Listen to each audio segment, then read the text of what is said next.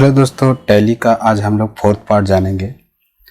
हम लोग इसमें ये सीखेंगे, ट्रांजैक्शंस को समझे थे पिछले बार कि प्रत्येक ट्रांजैक्शंस दो अकाउंट को इफेक्ट करता है। अब उसी पे हम लोग जर्नल लिखने के लिए सीखे थे, कैसे जर्नल को लिखा जाता है। अब उसी के एग्जाम्पल पे अब हम लोग धीरे धीरे आगे को समझेंगे। ठीक है, तो चलिए शुरू करते हैं यहाँ पे। ठीक है, तो पहला एक क्वेश्चन है, राम ने 20 लाख रुपया से बिजनेस प्रारंभ किया। ठीक है, तो यहाँ पे समझेंगे, राम ने जो 20 लाख रुपया लगाकर बिजनेस प्रारंभ किया है, तो एक हो गया कैश अकाउंट, और दूसरा जब भी कोई बिजनेस शुरू करता है तो जो भी कैश अमाउंट या गुड्स माल लगाया जाता है वो सब कैपिटल के अंतर्गत आता है। ठीक है, फिर आगे है, यहाँ पे नोट में याद रखिएगा। ठीक है, यहाँ कैपिटल अकाउंट को हम डिटेल में समझेंगे। ठीक है,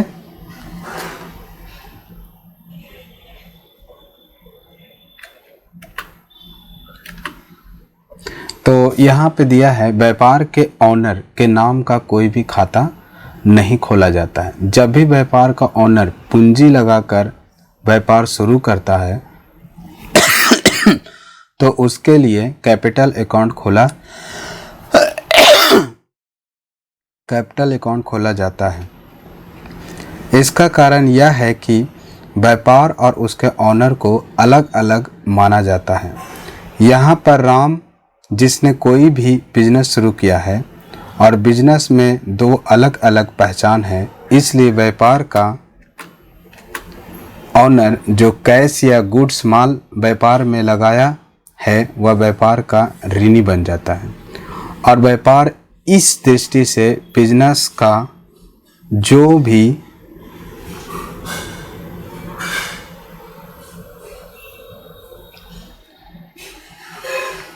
ऑनर है जिसका ऋणी बन जाता है, और इस व्यापार का जो भी स्वामी है उस बिजनेस का क्रेडिटर बन जाता है। लेकिन दूसरे क्रेडिटर की तरह इस क्रेडिटर का, यानी जो भी बिजनेस का ऑनर है, उसका कोई भी व्यक्तिगत खाता नहीं खोला जाता है, बल्कि कैपिटल अकाउंट खोला जाता है, और इसे हम व्यापार के स्वामी का पर्सनल अकाउंट भी कहते हैं।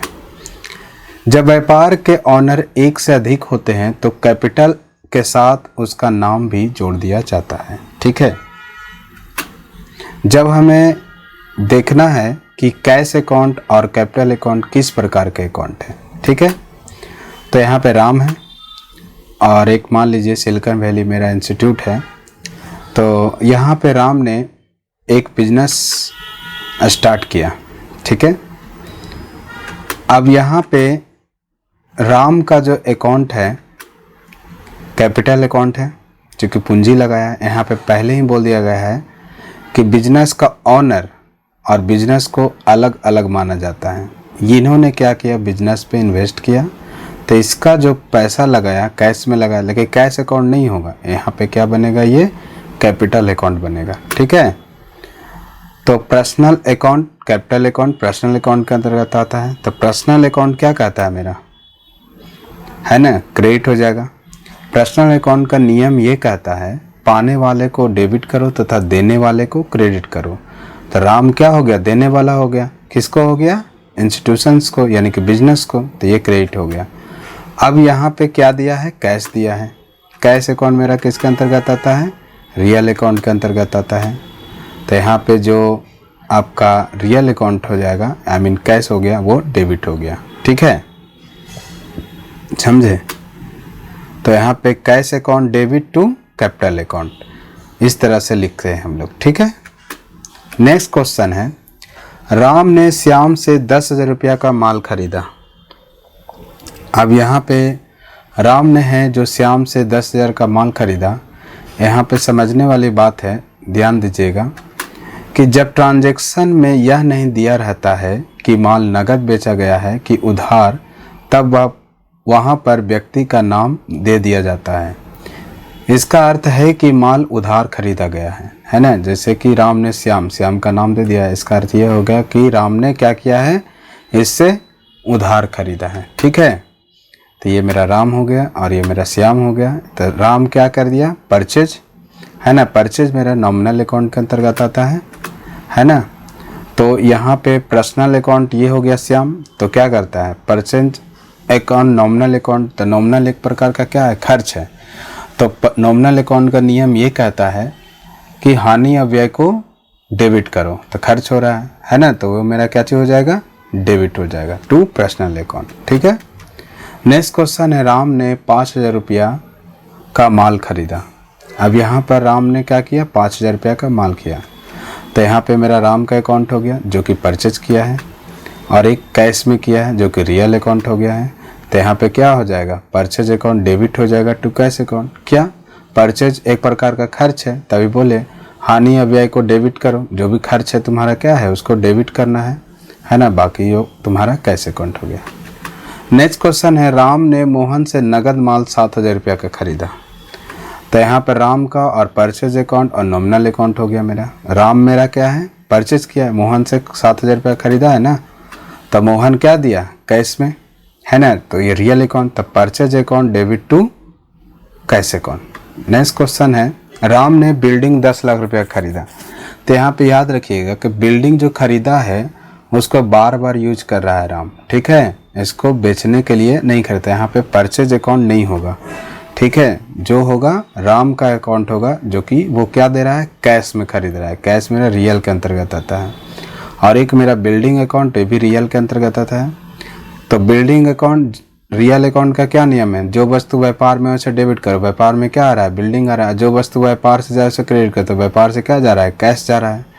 तो इसीलिए यहाँ पे कैश अकाउंट मेरा क्रेडिट हो गया और बिल्डिंग अकाउंट डेबिट हो गया। ठीक है, नेक्स्ट क्वेश्चन है, राम ने 200 रुपया मजदूरी दिया।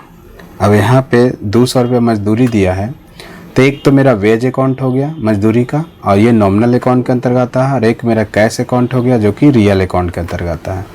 तो यहाँ पे वेज मेरा हानि या व्यय को डेबिट करो, यानी कि पैसा गया है। बाकी क्या गया है, व्यापार से कैश गया है, तो कैश मेरा क्रेडिट हो गया। ठीक है, नेक्स्ट क्वेश्चन है, राम ने नगद माल बेचा 2,000 रुपये का। अब सेल किया है। ठीक है, तो एक तो राम हो गया और किसको है, सेल किया है। तो राम मेरा क्या है, सेल किया है, तो वो क्या किया है, कैश उसको मिला है, बेचा है तो, है ना। तो सेल मेरा नॉमिनल अकाउंट के अंतर्गत है, तो कैश अकाउंट यहाँ पे डेबिट हो जाएगा। क्योंकि नॉमिनल अकाउंट का रूल क्या कहता है, यहाँ पे राम ने नगद माल बेचा है तो हानि या व्यय को डेबिट करो, है ना। लेकिन यहाँ पर क्या आ रहा है, तुम्हारा पैसा आ रहा है ना, बेचने पर पैसा आ रहा है, तो यहाँ पे तू कैपिटल अकाउंट क्रेडिट हो जाएगा। ठीक है, नेक्स्ट क्वेश्चन है, राम ने निजी खर्च हेतु व्यापार से 500 रुपये निकाले। तो व्यापार से पैसा निकालता है तो एक ड्रॉविंग अकाउंट हो गया, दूसरा कैश अकाउंट हो गया। ठीक है, तो ड्रॉविंग अकाउंट मेरा पर्सनल अकाउंट के अंतर्गत आता है और कैश मेरा रियल अकाउंट के अंतर्गत आता है। तो ड्रॉविंग अकाउंट का रूल क्या कहता है कि पर्सनल अकाउंट का रूल ये होता है, पाने वाले को डेबिट करो। तो यहाँ राम ने निजी खर्च हेतु व्यापार से 500 रुपया निकाले। तो व्यापार, अभी थोड़ा देर पहले बताए थे कि व्यापार यानी कि बिजनेस को और बिजनेस के ऑनर को अलग अलग माना जाता है। तो यहाँ पे क्या हो गया, बिजनेस उसको पैसा दिया, यानी कि ड्रॉइंग अकाउंट डेबिट, बिजनेस से वो पैसा निकाला है तो ये डेबिट हो जाएगा। किस में निकाला है, कैश में निकाला, तो रियल मेरा क्रेडिट अकाउंट हो जाएगा। ठीक है, नेक्स्ट है, राम ने मोहन को नगद माल 7,000 रुपया का बेचा। अब 7,000 रुपया का नगद माल बेचा है, तो एक तो कैश अकाउंट हो गया जो कि मतलब डेबिट होगा, और बेचा है यानी कि सेल, यानी कि मेरा ये क्रेडिट हो जाएगा। ठीक है, नेक्स्ट है, राम ने ऑफिस के लिए टेबल 5 रुपये खरीदा था। अभी थोड़ी देर पहले बताए थे राम ने बिल्डिंग खरीदा था 10 लाख रुपये का। तो इसको बार बार यूज करने के लिए जब खरीदते हैं तो वह आपका परचेज नहीं कहलाता है। ठीक है, तो राम ने टेबल खरीदा है, तो राम का जो अकाउंट हो गया मेरा क्या हो गया, कैश हो गया। और कैश मेरा किसके अंतर्गत में आता है, रियल में। और टेबल जो मेरा हो गया रियल अकाउंट। तो यहाँ पर टेबल अकाउंट मेरा क्या हो जाएगा, डेबिट हो जाएगा टू कैश अकाउंट। ठीक है, नेक्स्ट है, राम ने रमेश को 3,000 रुपया वेतन दिया, यानी कि सैलरी दिया है। तो एक हो गया राम का और एक हो गया रमेश का। राम ने रमेश को 3,000 रुपया जो वेतन दिया है, अब यहाँ पे राम का सैलरी हो गया और रमेश का कैश में, तो सैलरी अकाउंट क्या हो जाएगा, डेबिट टू, चूँकि सैलरी एक प्रकार का खर्चा है तो हानि या व्यय को डेबिट करो तो सैलरी मेरा डेबिट हो गया और टू कैश अकाउंट। ठीक है। तीसरा है अशोक से उधार लिया 5,000 रुपया। अब उधार लिया है 5,000 रुपया, तो यहाँ पे क्या हो गया, राम और अशोक हो गया। तो यहाँ पे कैश मिला है इसको राम को और अशोक का पर्सनल अकाउंट हो गया है। तो कैश अकाउंट यानी कि राम के अनुसार क्या होगा, जो वस्तु व्यापार में है उसे डेबिट करो, है ना। तो यहाँ पे ये डेबिट हो गया, बाकी मेरा ये क्रेडिट हो जाएगा पर्सनल अकाउंट। इन्होंने अशोक ने राम को पैसा दिया तो क्रेडिटर बन गया। ठीक है। नेक्स्ट है अशोक को भुगतान किया 5,000 रुपया। तो राम ने क्या किया, जो लिया था पैसा 5,000 रुपया भुगतान कर रहा है किसको, अशोक को, तो कैश में दे रहा है। तो वही है अशोक अकाउंट यहाँ पे डेबिट हो जाएगा क्योंकि ये ले रहा है, और ये कैश अकाउंट कौन दे रहा है, राम दे रहा है, तो ये क्रेडिटर बन गया। ठीक है। नेक्स्ट है राम ने दुकान का किराया 1,000 रुपये दिया। तब यहाँ पर रेंट अकाउंट हो गया और एक कैश हो गया, क्योंकि कैश में दे रहा है। तो ये रेंट मेरा नॉमिनल अकाउंट का एक प्रकार का खर्चा है, कैश मेरा रियल अकाउंट का। तो हानि या व्यय को डेबिट करो, क्योंकि नॉमिनल अकाउंट का रूल होता है हानि व्यय को डेबिट करो टू कैश अकाउंट। ठीक है। नेक्स्ट है राम ने बैंक में खाता खोला और नगद जमा किया 10,000 रुपया। बैंक में खाता खोला है और नगद जमा किया है 10,000 रुपये का। तो यहाँ पे एक मेरा बैंक अकाउंट हो गया और एक कैश हो गया। बैंक मेरा पर्सनल अकाउंट के अंतर्गत आता है, कैश मेरा रियल अकाउंट के अंतर्गत आता है। तो यहाँ पे पर्सनल अकाउंट का रूल ये कहता है पाने वाले को डेबिट करो, बैंक पा रहा है, देने वाले को क्रेडिट करो, दे रहा है कैश में दे रहा है, कौन दे रहा है, राम ही दे रहा है। समझ में आया। ठीक है। नेक्स्ट है राम ने बैंक से नगद 3,000 रुपया निकाला।